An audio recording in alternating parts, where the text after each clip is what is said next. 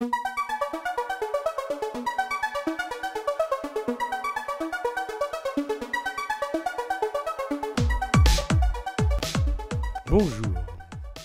Durant le mondial au Qatar, les Bleus de Didier Deschamps ont montré qu'il était permis de rêver loin malgré les vents contraires.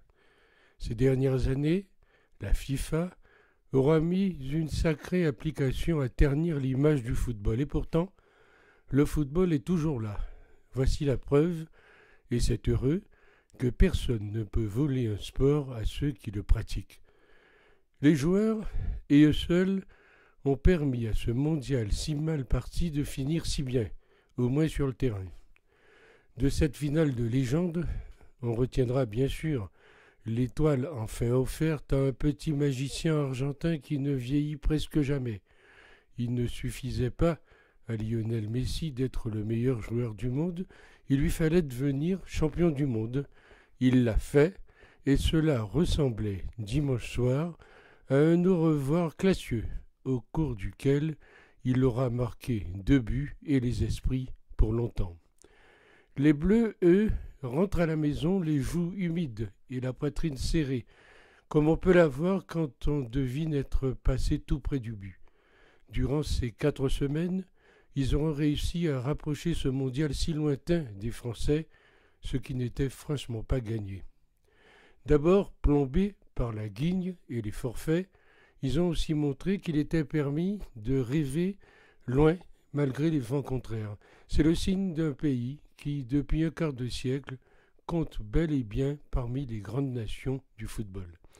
Il y a longtemps, les Bleus traînaient l'image de perdants magnifiques. Dimanche, ils ont surtout permis que le foot reste un jeu magnifique. Bien que battus en finale par l'Argentine, Didier Deschamps et ses joueurs ont eu droit à un hommage de roi lundi soir, place de la Concorde.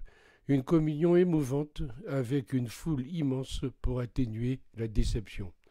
Ce lundi soir, pour clore le chapitre Qatar et cet étourdissant tango argentin, pas de rayon aveuglant, mais une nuit humide de décembre, un gros 5 degrés.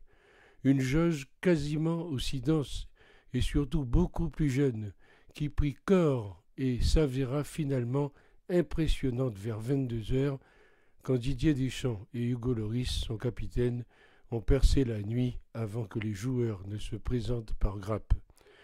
Pas de frénétique effusion, mais une profonde communion avec des fans venus de partout, le plus souvent juste pour cet événement autour de la capitale. Un accueil 5 étoiles, digne de l'établissement d'où trônaient les joueurs, alors que le 3e du maillot s'est envolé dimanche au terme d'un scénario kitschotien. Si les Bleus ne conservent pas le trophée remporté en 2018, ils ont réussi à rendre fier tout un peuple dans la victoire comme la défaite. À demain.